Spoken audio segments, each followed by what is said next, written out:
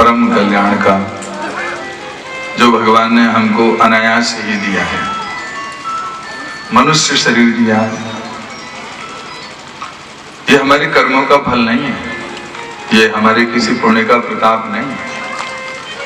मनुष्य के इधर जितने भी शरीर हैं, उन शरीरों में व्यक्ति पुण्य कहाँ कर पाता है? भोग योनि है तो उसमें हम भोगी ही भोगते रहते हैं।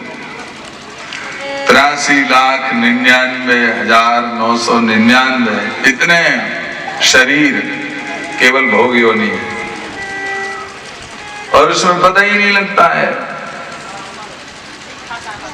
और भगवान को दया आती है, इतने दिनों से अनंत काल से ये जीव भटक रहा है, तो इसका उद्धार हो जाए, इसका बार बार का दारुण दुख है ये समाप्त हो जाए। ऐसा दुख जैसे हम लोगों को विशेष परिस्थिति में होता है, जैसी कोई घटना घटित होती है, इतना दारुण दुख होता है, कितनी बार कितने लोगों के जीवन में होता है। ये तो हम देख लेते हैं कि अमुक व्यक्ति के साथ में इतना भारी दुख हुआ है और ये परिस्थिति आई है, उसको देख करके हम लोग घबरा जाते हैं और दुखी हो जाते हैं, तो सोचते हैं हमारे ऊपर कोई ये ना आवे, ऐसा दुख हमें ना हो, ये हम सोचते हैं। लेकिन भगवान की माया कुछ ऐसी है कि जिसमें हम फंस जाते हैं और भूल जाते हैं, भगवान को भूल जाते हैं। जिन्होंने ये शरीर दिया है उन्हीं को हम भूल जाते हैं। हम थोड़ा बहुत कुछ कर सकते हैं, भगवान ने कुछ ये दिया है तो उसके अनुसार हम लोग सोच लेते हैं कि भाई ये हम कर सकते हैं, ये कर लेते हैं, लेकिन भगवान की सत्ता के बिना तो कुछ संभव ही नहीं है। तो भगवान ने इतने दुर्गति देख करके, जैसे हमको दुख होता है, एक संत ने कहा है कि जैसे हाथी के पैरों से तुम्हें कोई कुचल दे तो तुम्हें जैसी वेदना होगी, उसी प्रकार की वेदना जो चींटी, जो कोई भी प्राणी तुम्हारे शरीर के नीचे आ जाता है, पैर के नीचे आ जाता है, वैसा ही कष्ट उसके लिए होता है। लेकिन उसको हम महत्व तो नहीं देते, उसको नहीं समझते। और हमारे ग्रंथों में इस बात को बहुत अनेक प्रकारों से समझाया गया है, क्योंकि मनुष्य शरीर सर्वश्रेष्ठ है और इसमें बुद्धि है, विवेक है, तो वो समझ सकता है कि आगे को हमें ऐसी योनियों में न जाना पड़े। तो भगवान ने ये दुख दूर करने के लिए ये शरीर दिया, जो बार बार का जन्म ना हो, बार बार का जन्म ना हो, क्योंकि जन्मत मरत दुसह दुख हुई, तब भगवान की कृपा हुई। कबहू की करी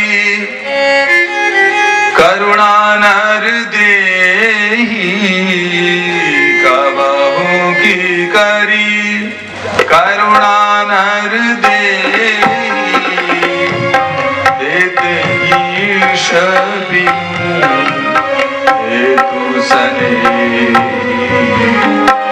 देते ईश बिनु हेतु सने।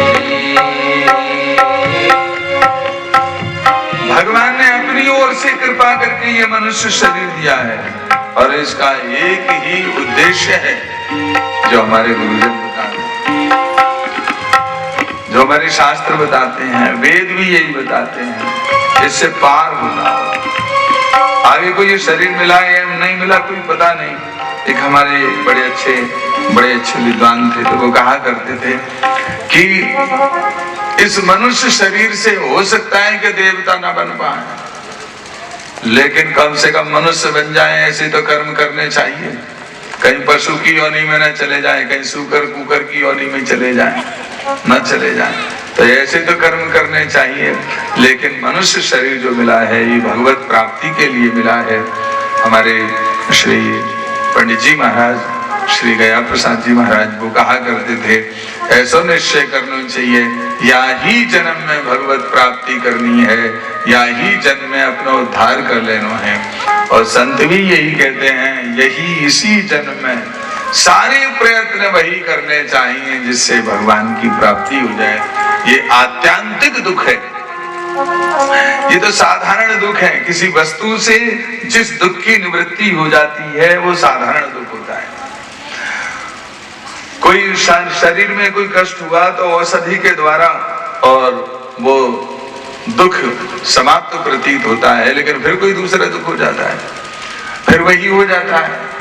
तो ये दुख समाप्त नहीं होता। ये आत्यांतिक दुख की निवृत्ति हो जाए तो ये कैसे होगा? ये बोले भगवान के चरणों में जाकर के ही प्राप्त होगा, और ये मनुष्य शरीर से ही संभव है। तो सारे प्रयत्न वैसे ही करनी चाहिए। श्रुति सिद्धांत, श्रुति सिद्धांत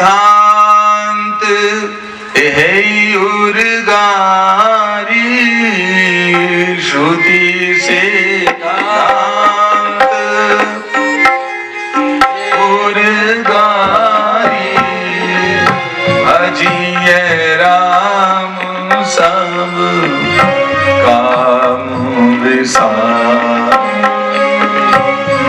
भजिए राम सब काम, सब काम छोड़ करके भगवान का भजन करे। ऐसा उपाय करे जिससे कि बार बार का जन्म मरण समाप्त हो जाए। हमारे परम पूज्य गुरुदेव और बार बार यही समझाया करते थे, उनके जीवन जैसा तो जीवन जीने को नहीं मिलता। जीवन तो सबको मिल जाता, पर जीवन जीने का जो ढंग है वो तो सबको नहीं मिलता।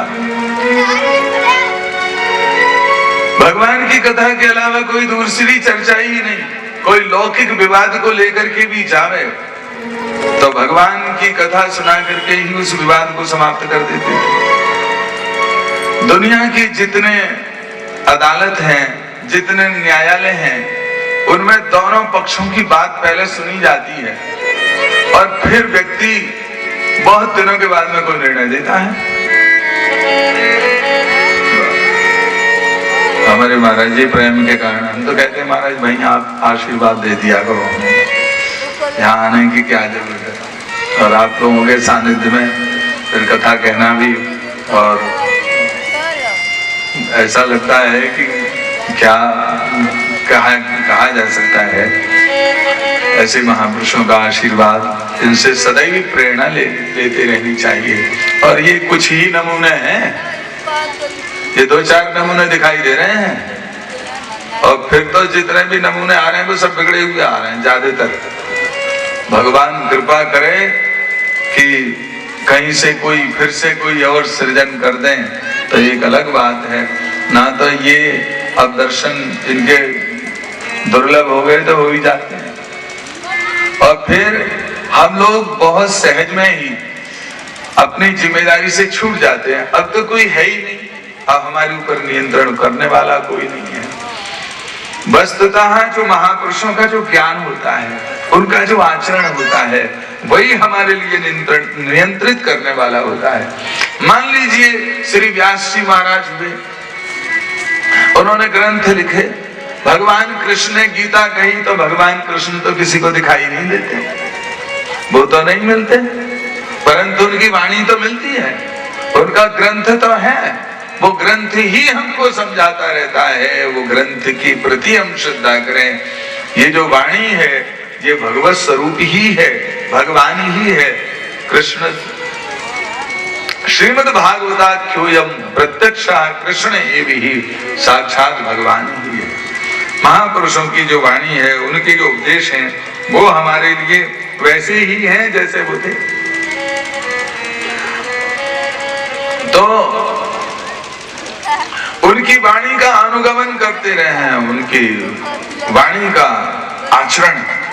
यद्यदा चरति श्रेष्ठस्तत्र देवे तरुजनः सयत् प्रमाणं कुरुते लोकस्तदनुवर्तते। महापुरुष जैसा आचरण करके हमको दिखाते हैं, यद्यपि बहुत कठिन होता है, लेकिन उसमें 2 चीजों की आवश्यकता होती है, एक अनुशासन और एक उनके प्रति श्रद्धा।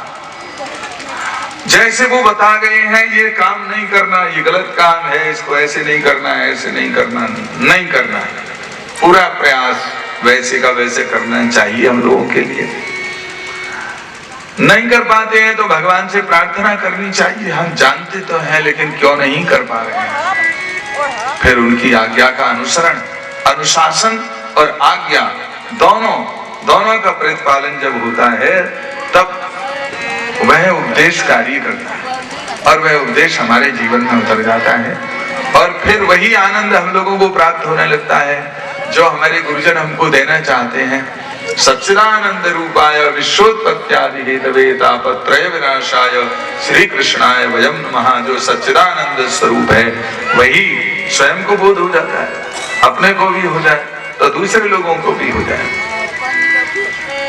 और नहीं तो इन महापुरुषों के लिए क्या आवश्यकता थी दुनिया को समझाने के लिए, इतना सब इकट्ठा करने के लिए, इतना चिंतन करने की क्या आवश्यकता थी।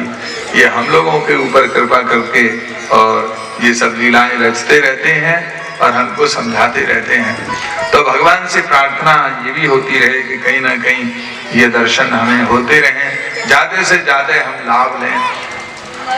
कलयुग का प्रभाव ऐसा चल रहा है कि कोई भी बचना मुश्किल है। और क्यों बचना यूं मुश्किल है? कोई बचना चाहता ही नहीं है, कोई बचना चाहता ही नहीं है। अगर किसी को ये बात सही में समझा दी जाए कि भाई ये तुम ऐसा क्यों कर रहे हो, ऐसा नहीं होना चाहिए, तो वो कहता है कि भाई अरे भाई क्या कर सकते हैं, कलयुग चल रहा है।